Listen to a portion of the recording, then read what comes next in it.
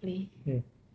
Oke, Jenderal, mau nanya terkait laporan illegal akses Nikita Mirzani terhadap Reza Gladis ini kan sudah naik sidik. Sebelumnya laporan tersebut dijadikan barang bukti oleh pihak Reza Gladis terkait kesepakatan yang direkam secara diam-diam. Nah, itu kalau secara Secara hukum hukum. sendiri gimana mungkin menanggapinya, Jenderal? Baik, terima kasih. Assalamualaikum warahmatullahi wabarakatuh. Selamat siang dan salam sejahtera untuk kita semua. Dan kesempatan ini saya ucapkan juga selamat melaksanakan ibadah puasa bagi saudara yang beragama Muslim. Kita masuk tentang masalah pengertian illegal access. Illegal access adalah perbuatan ilegal yang dilakukan seseorang dalam merekam, mengabadikan atau mempublikasikan sesuatu yang di luar hak kewenangannya. Tentunya itu kan dilarang oleh undang-undang. Dan tentu ada pasal-pasal penerapan yang mengatakan tidak diperbolehkan illegal access. Sekarang kita masuk kepada pokok permasalahan. Ini kan pada saat itu kan terjadinya kesepakatan, ya, kesepakatan para pihak. Kalau terjadi kesepakatan para pihak, berarti kan ini masalahnya kan terbuka. Nah, terus pada saat masalah ini terbuka, kenapa direkam secara diam-diam? Ini kan tidak memenuhi kriteria. Nah, berarti kamu ada maksud-maksud tertentu melakukan tindakan perbuatan ini. Kalau memang ada kesepakatan secara terbuka, ya semua terbuka. Kalau memang mau merekam, ini kita rekam ya hasil pembicaraan kita ya. Ada izinnya gitu ya? Pasti dong, si izin yang bersangkutan, karena kan terbuka saya katakan ya kan. Kecuali kalau itu tertutup. Dan hal-hal yang bersifat tertutup hanya adalah orang-orang yang diberikan kewenangan oleh undang-undang untuk melakukan tindakan tersebut tanpa sepengetahuan yang bersangkutan. Tentu ini gunanya adalah untuk kepentingan penegakan hukum.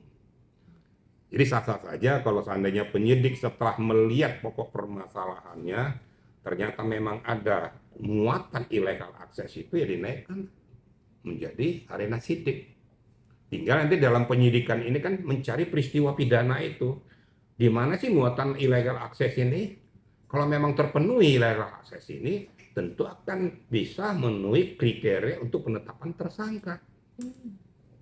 Nah, kan sudah disebutkan, sidik ini kan berarti kan sudah nggak main-main, SPDP sudah dikeluarkan. Kalau SPDP sudah dikeluarkan, pasti akan dilanjutkan kepada JPU. Dan JPU pasti akan menurunkan jaksa peneliti tentang pokok permasalahan ini. Kalau seandainya dia belum sidik, itu masih disebutkan lidik untuk mencari bukti permulaan. Belum bisa dikatakan bahwa terjadi suatu perbuatan tindak pidana. Jadi sah-sah saja, yang saya katakan ya kita equal ya. Kalau memang hal itu dilakukan, digunakan jadi bukti di persidangan mungkin atau di mana, mereka merasa keberatan. Kenapa kamu lakukan tindakan itu? Ya sah-sah saja menurut undang-undang. Itu kira-kira ya.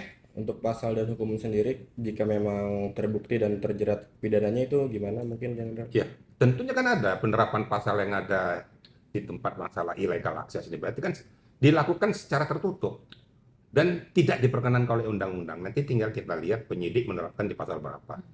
Dari mana yang paling mengikat untuk pas kepada substansi permasalahan ini.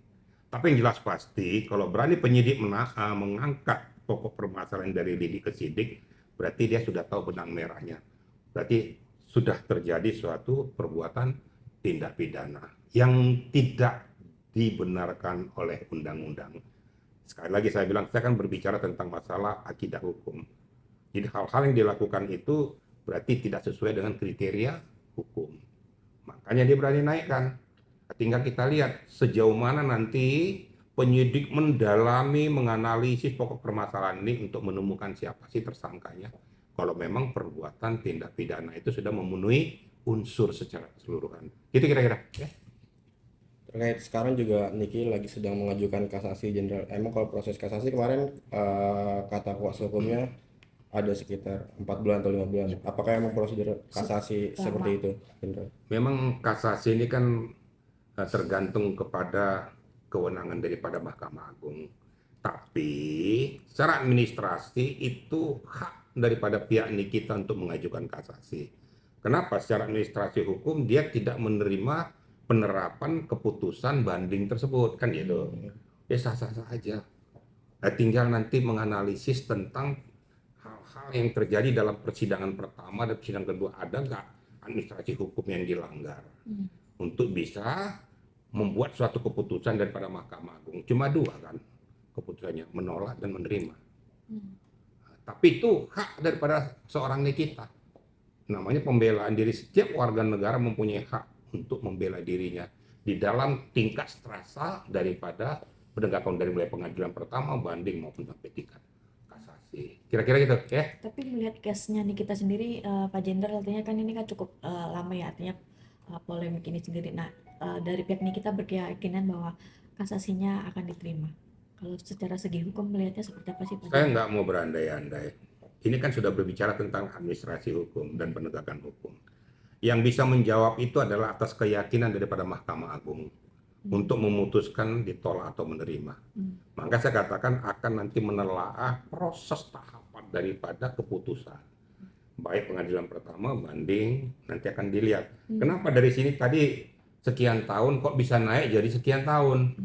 Alasan pembenarnya apa? Kenapa sampai tuh hakim banding itu justru memberatkan dari 4 tahun jadi 6 tahun? Tentu kan pasti ada alasan-alasan pembenarnya.